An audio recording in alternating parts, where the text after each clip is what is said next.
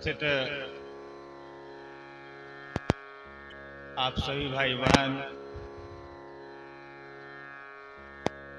तथा यह आवाज जहां तक जा रही है, सभी आत्माओं को मेरा प्रणाम। देखिए, यह आयोजन जिसमें हम आप उपस्थित हुए हैं, यह जानने और समझने के लिए, सुनने के लिए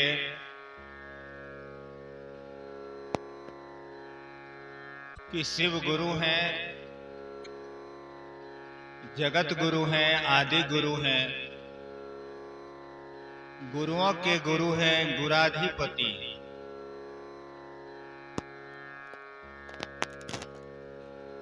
तो हम लोगों के गुरु क्यों नहीं हो सकते? हम लोग भी उनका शिष्य बन सकते हैं, शिष्या बन सकते हैं। यह अधिकार हमको आपको भी है। कुछ इसी संदर्भ में हम आप इतने दूर दूर से व्यस्ततम समय से थोड़ा सा समय निकाल के इस दिशा में चलकर इस चर्चा स्थल पर उपस्थित हुए। जैसा कि मंच उद्घोषक साहब ने कहा कि अब यह आयोजन समापन की स्थिति, थोड़ा सा समय बचा हुआ है, क्योंकि आपको मालूम है भी या होना चाहिए कि अब जो शिव गुरु परिचर्चा का आयोजन होता है या रखा जाता है,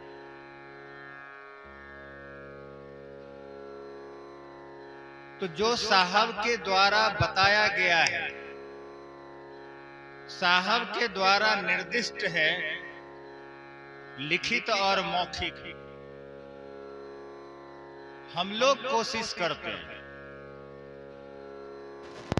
कि उन्हीं के अनुकूल, उन्हीं के बातों के अनुकूल, उन्हीं के लिखे हुए निर्देश के अनुकूल इस काम को अंजाम देने का कोशिश करते हैं, इस काम को करने का कोशिश करते हैं। तो यह जो आयोजन होता है, इस आयोजन के मकसद को भी हमको आपको थोड़ा सुनना चाहिए, ख्याल करना चाहिए, ख्याल रखना चाहिए। ऐसे तो आयोजन हम लोग ढेर सारे लोग हैं जो किया करते हैं, लेकिन यह आयोजन थोड़ा सा हमको आपको गुरु दिशा में चलने में सहायता प्रदान करता है, मदद करता है मन को इस दिशा में भावित करने। इसीलिए साहब और दीदी बराबर कहा करते थे कि नहीं कुछ हो तो कम से कम साप्ताहिक चर्चा जरूर करिए। सप्ताह में 2 घंटा, 2.5 घंटा या 3 घंटा बैठ के अपने गुरु का बात करिए, अपने गुरु का चर्चा कर लिया गया। गप करने के लिए कहा, इसलिए कि वहां पाया गया था, देखा गया था, अनुभव किया गया था कि लोगों का मन जब इस माहौल में चलने लगेगा, रहने लगेगा, तो धीरे धीरे शिव के दिशा में चलना इसके लिए आसान होगा। इसीलिए कहा जा रहा है, कहा जाता रहा है साहब के द्वारा, दीदी के द्वारा, गुरु भाइयों के द्वारा कि हम आप 10, 20, 25, 50 की संख्या में अगर किसी टोला, गांव, मोहल्ला में होते तो एक सप्ताह में एक समय निर्धारित करके बैठा जाए और अपने गुरु का बात किया जाए, थोड़ा सा समय निकाला। तो यह प्रारंभ से ही यह बात चल रही है। जब से यह आयोजन का सिलसिला शुरू हुआ 91 ईस्वी में बरवारी के कपिलेश्वर स्थान से पहली बार मंच लगा के खुले आसमान में धीरे धीरे लोग करने लगे इस काम को, और संख्या भी बढ़ने लगा शिव शिष्यता में लोगों का। और बढ़ते बढ़ते आज आप जानते हैं कि मधेपुरा से यह बात शुरू हुई और आज विश्व के वितान पर, भारत नहीं भारत से बाहर भी कई एक देशों में यह बात चल रहा है। तो यह भीड़ बढ़ा, लोगों की संख्या बढ़ी। प्रारंभिक स्थिति में, प्रारंभिक दिनों में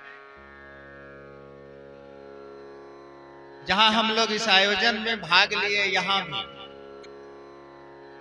रात भर का कार्यक्रम हम लोग करते थे, या उस समय में रात भर का आयोजन होता था। शाम में अपने काम से फ्री हुए और शाम में शुरू किए, अब भर रात हुआ। 2 दिन का आयोजन हुआ करता था, 3 दिन का आयोजन हुआ करता था। चल रहा है भंडारा, चल रहा है इधर चर्चा, उसको कम किया गया, 1 दिन का किया। 2005 के बाद इस तरह के आयोजन को दिन भर का रखा गया, दिन भर का किया। कुछ घटना, कुछ अनुभव के बाद दिन में कार्यक्रम होता था। दिन में 10 बजे शुरू हुआ, 5 बजे 6 बजे खत्म हुआ, सारे लोग। साप्ताहिक चर्चा का आयोजन का समय रखा गया कि 8 बजे समापन कर दो, यही चलता था। फिर कुछ घटनाओं के बाद महिलाओं को कहा गया कि दिन में कर लीजिए, और पुरुषों को कहा गया कि 8 बजे तक कर लो। फिर बात आगे बढ़ी, समय निकला। साहब मौखिक और लिखित, मौखिक तो वो कहते ही, लिखित रूप में भी दे दिए कि अब किसी भी आयोजन को दिवा काल में ही किया जाए, चाहे वो साप्ताहिक हो, चाहे महिला का हो, चाहे पुरुष का हो, चाहे 1 दिवसीय हो, चाहे बड़ा आयोजन हो। प्रारंभ आप जितने बजे करें अपने सुविधा के अनुसार, लेकिन आयोजन को संध्या काल तक सूर्यास्त से पहले विराम कर दिया जाए।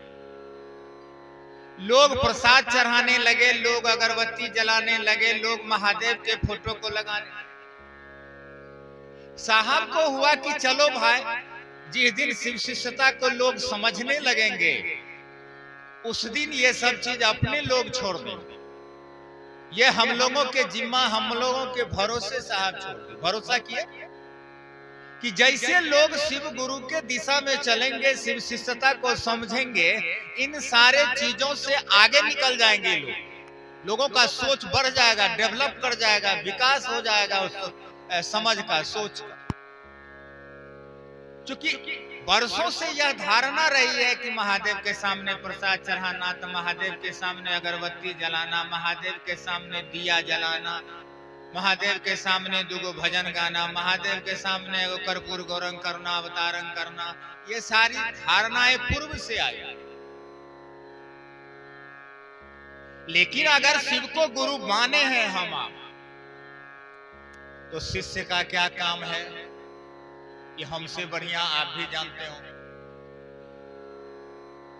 शिष्य का काम है गुरु जो कहा उसका अक्षरशः पालन करें। उन्होंने क्या कहा हमको आप याद करिए। आप अभी भी सुने हैं हम आप गुरु भाई से, गुरु बहन से। वो जो कहे हैं उसमें कहां आता है ये प्रसाद, ये अगरबत्ती, ये फूल, ये माला आता है? नहीं आता। आप कहेंगे तो उसमें इनाल, झाल, स्पीकर, पंडाल कहां से आता है? आपके मन में यह होगा। यह भी समझना चाहिए आप कि हम विवेकशील प्राणी हैं, आप विवेकशील प्राणी हैं, बुद्धि है, विवेक है।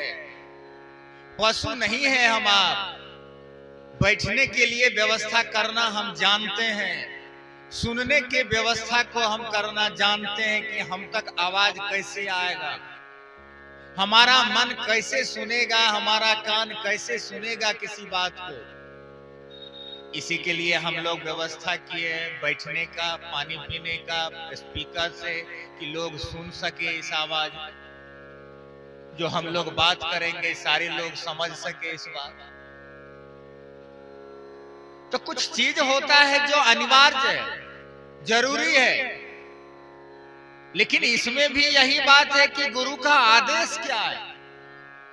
शिव शिष्यता की राह में चलने में गुरु का आदेश जो है उस पर ध्यान दिया जाए, उसको सुना और समझा जाए, उसको जाना जाए। नहीं जानते हैं तो समझने का, जानने का कोशिश करना चाहिए हमको। आप किसी गुरु भाई से, किसी गुरु बहन, साहब दीदी के पास तो अब नहीं जा सकते, वो हमारे आपके पास है, हम आप उनको अपने पास में देख सकते हैं, क्योंकि साधु मरते नहीं है, साधु शरीर छोड़ते हैं। और हरिंद्रानंद से बड़ा साधु आज के दुनिया में, आज के समय में कौन हो सकता है? सो जो खेल खेल में, हंसते हंसते, खेल धूप में हमको आपको वो शिव के पास ले जाना चाहते हैं, लेकिन हम लोग जाना चाहेंगे तब।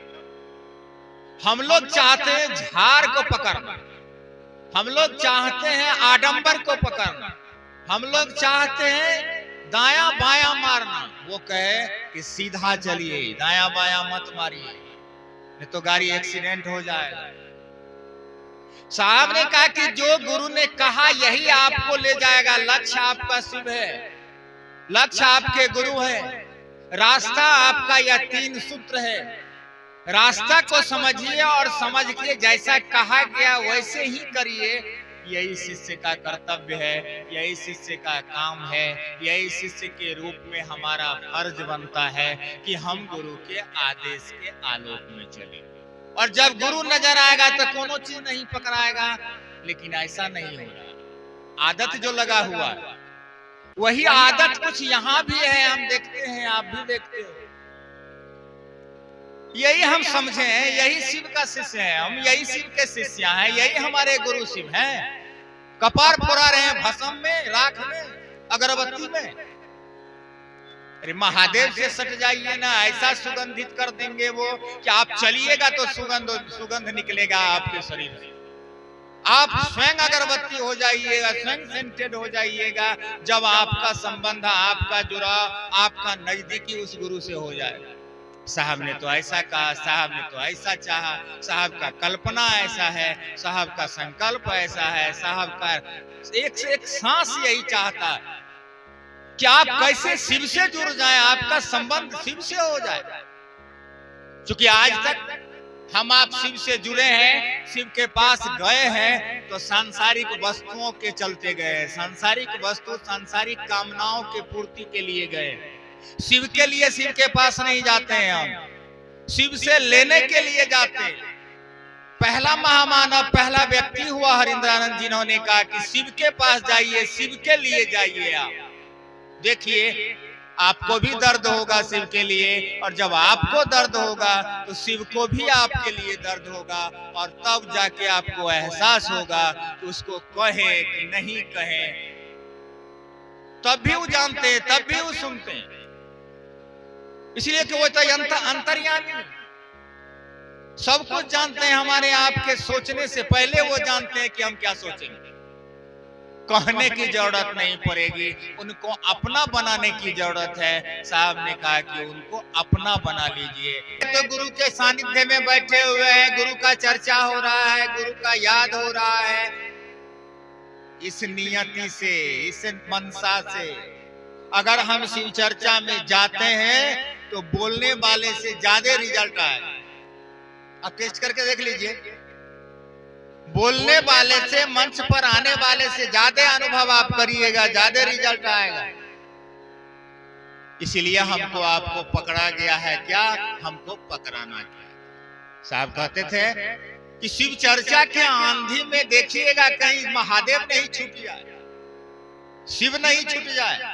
इसीलिए शिव को पकड़ने पर जोर दिए साहब, जाते जाते शरीर छोड़ते छोड़ते कि आप शिव को पकड़िए, शिव आपके गुरु हैं, हम तो मात्र बताने वाले हैं। हाँ, इस रास्ते में अगर कोई दिक्कत होती है, कोई असुविधा होती है तो हमसे सलाह ले सकते हैं आप, क्योंकि हमको अनुभव हुआ है, हम इस दिशा में चल रहे हैं।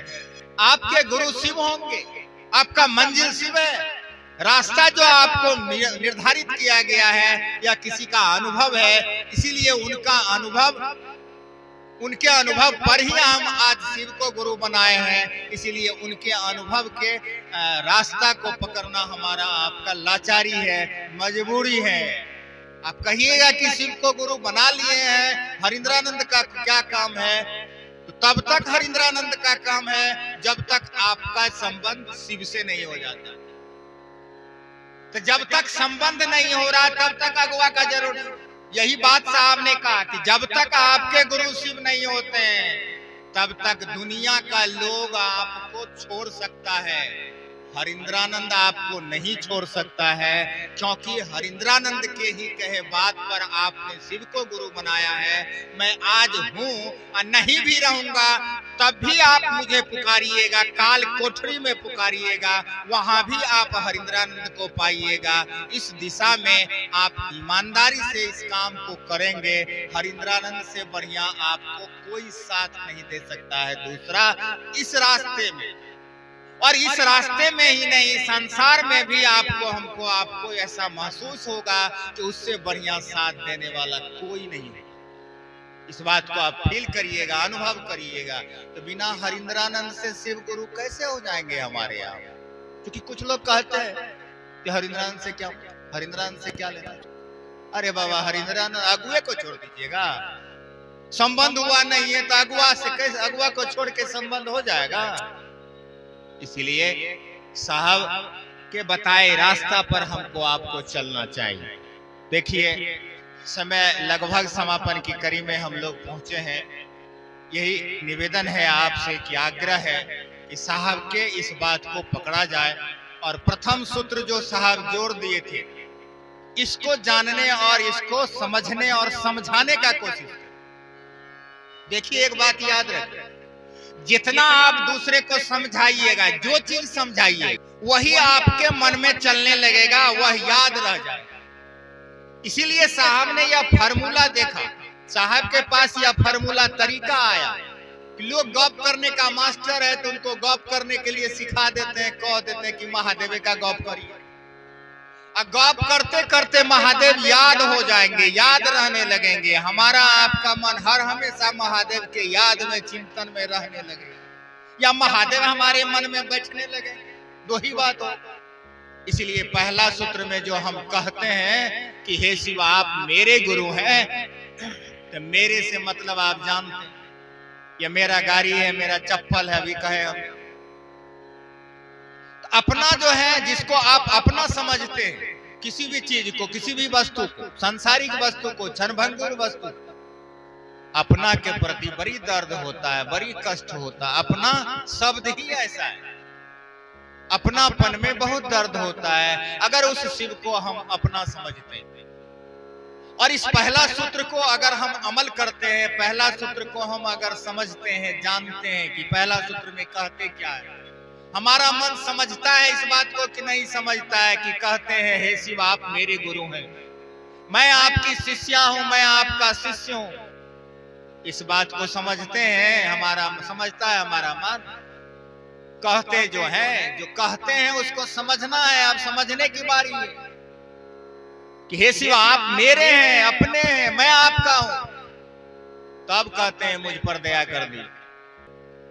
तो जिसको अपना कहते हैं उसके लिए क्या करते हैं हम आप सांसारिक दुनिया में, वही काम हमको आपको इस दुनिया में भी उस महादेव के लिए करना है। देखिए, जिज्ञासा बहुत देर से हल्ला कर रहे थे मंच संचालक महोदय, देखते हैं जिज्ञासा क्या है। जिज्ञासा तो गुरु आपके शिव हैं और गुरु ही जिज्ञासा का समाधान करते हैं। जिज्ञासा है कि शिव को गुरु बनाने के बाद यह जो 12 दाने के रुद्राक्ष के कंगन हाथ में पहनते हैं, कंगन पहनकर मांस मछली खाना चाहिए कि नहीं, इस पर हम लोग सुनेंगे। अच्छा एक बात बताइए, गंगा स्नान करने यहाँ सब लोग गए हो, हम भी एक बार गए। तो गंगा के कात में श्मशान है, गंगा में स्नान करने से पहले अगर हमको आपको शौचालय जाने का मन होता है तो वहां शौचालय तो नहीं देखे हैं बनाओ, कहाँ जाते हैं हम? गंगा स्नान करने जाते हैं तो पहले कपार तो नहीं जाता है, माथा तो नहीं जाता है गंगा जी में, पहले पैरे चल जाता है।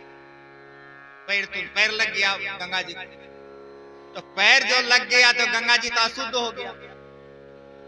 अशुद्ध हो गया तब जाते हैं वहां डुबकी मारते हैं, शैम्पू लगाते हैं, साबुन लगाते हैं, और उधर से एगो लोटा में चाहे वहां डिब्बा मिलता है, और डिब्बा में गंगा जल लेके आते हैं और घर द्वार में छीट देते हैं, कहते हैं शुद्ध बैग।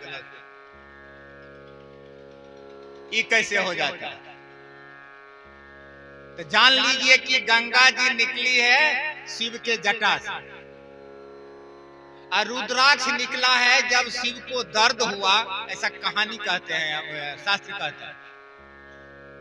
जब दर्द हुआ, दर्द से जो आंसू निकला, वह आंसू जो धरती पर गिरा, उससे जो वृक्ष निकला, उसका जो फल हुआ वही रुद्राक्ष। अब बताइए, रुद्राक्ष अक्षमना आंसू और रुद्र मतलब शिव, रुद्र रूप में जब हुआ है, उससे जो आंसू गिरा धरती पर वही वृक्ष हुआ, वही फल हुआ, वही फल को हम लोग धारित करते हैं। यह कहां अशुद्ध हो जाएगा? रुद्राक्ष पहन के हम लोग कौन कौन कर्म नहीं करते हैं, सो कहिए। आप तो रुद्राक्ष की बात करते हैं, चंदन लगा के लोग क्या क्या नहीं करते हैं, सो कहिए।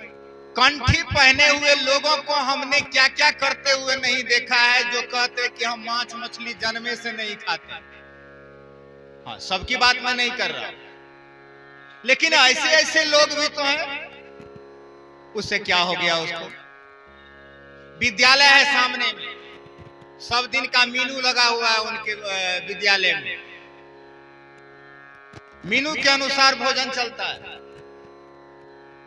अब गांव से क्या, घर से क्या खा खा के आया है, कोई टीचर बच्चा को नहीं पूछता है कि बाबू तुम मरुआ के रोटी खा के आला, कि रात में मुर्गा अंडा खा के आला, कि खस्सी बकरी खा के आला, कि दूध पी के आला? कोई पूछता है? नहीं पूछता, क्योंकि ज्ञान लेने के लिए गए हैं, और ज्ञान लेने में खान पान की कोई जरूरी नहीं है। आप क्या खाते हैं, क्या पहनते हैं, आप ज्ञान लेने के चाहत में है, आप शिष्य के भाव में है, सीखने के भाव में है। यह कंगन एक सहायक प्रक्रिया है, यह कंगन एक मदद करता है, बस इतना ही है। मान लीजिए शिव जगत के गुरु हैं, तो जगत में रहने वाले सब तरह के न लोग हैं, अच्छे भी हैं, बुरे भी हैं, दारू पीने वाला भी है, मांस खाने वाला भी है, मछली खाने वाला भी है, घास खाने वाला भी है, ककड़ी खा करके भी बहुत जगह लोग जिंदा रहते हैं, बहुत जगह लोग मांस मछली खा के जिंदा रहते हैं। क्या करिएगा? काट दीजिएगा उसको कि शिव जगत के गुरु हैं, इसीलिए मांस मछली खाने वाले का गुरु नहीं होगा। तो जगत गुरु होगा शिव, सो कहिए तो जगत का गुरु। मान लीजिए गांव का स्कूल है, ना प्रिंसिपल ना मास्टर साहब कह सकते हैं कि बाबू तुम गरीब आदमी है, तुम्हारे लिए इस विद्यालय में जगह नहीं है, तुम्हारा एडमिशन नहीं होगा, कह सकते हैं? पूरे गांव का स्कूल है, सबका स्कूल है, कहेंगे? शिव जगत के गुरु हैं, और जगत के कोई भी लोग अगर शिव को अपना गुरु मानेंगे, कोई शर्त बंधन नहीं हो सकता। हाँ, संबंध होने के बाद, शिष्य होने के बाद जो वो समझेंगे गुरु को, जो गुरु के आदेश को समझेंगे, उसमें परिवर्तन होगा। गुरु का काम ये है शिष्य में परिवर्तन करना, ये गुरु का काम है। आपका मन करता है तो खाइए, मन नहीं करता है तो मत खाइए। साहब ने तो लिखा, मेडिकल साइंस जो आपको सलाह देता है वो करिए, मन करता है नहीं खाइए, मन करता है खाइए। और रुद्राक्ष तो पवित्र है, परम पवित्र है, गंगा जल के समान पवित्र है। आप पढ़िएगा तो आपको मिलेगा शास्त्र में भी कि रुद्राक्ष का कितना बड़ा महत्व है। इससे के स्पर्श से अगर पानी गिरता है, जहां गिरेगा वहीं शुद्ध कर देगा। तो कहिए रुद्राक्ष कहाँ अशुद्ध हो जाता है? हमारा मन अशुद्ध है तो सब कुछ अशुद्ध हो जाएगा, मन शुद्ध है तो सब कुछ शुद्ध होगा। कि हम शिव को गुरु माने हैं, क्या 3 सूत्र करना जरूरी है? शिव को गुरु बना लिए, स्कूल में एडमिशन ले लिए और कभी स्कूल नहीं गए, क्या होगा? पढ़ लेंगे तो भैंसे चराते रहेंगे, बकरियां चराते रहेंगे, सो कहीं। अब रास्ता मिला है भाई, गुरु शिव को गुरु बनाए हैं, रास्ता मिला है, साधन मिला है, छत पर चढ़ना चाहते हैं, कैसे चढ़िएगा? भाग जाइएगा? हनुमान जी हैं, टांग टूटेगा, हाथ टूटेगा, गोर टूटेगा, भाग जाइए। किताब पर निर्भर करेगा। छत पर चढ़ना चाहते हैं, छत पर चढ़ने का मन बना लिए तो सिर ही पकड़ना ना होगा, कोई साधन तो पकड़ना ना होगा। ढेर सारे साधन हो सकते हैं, रस्सी फेंक के भी चढ़ जाइए, हवाई जहाज से भी चढ़ जाइए, सीढ़ी से भी चढ़ जाइए, बांस लगा के भी चढ़ जाइए, पावर है तो भाग जाइए।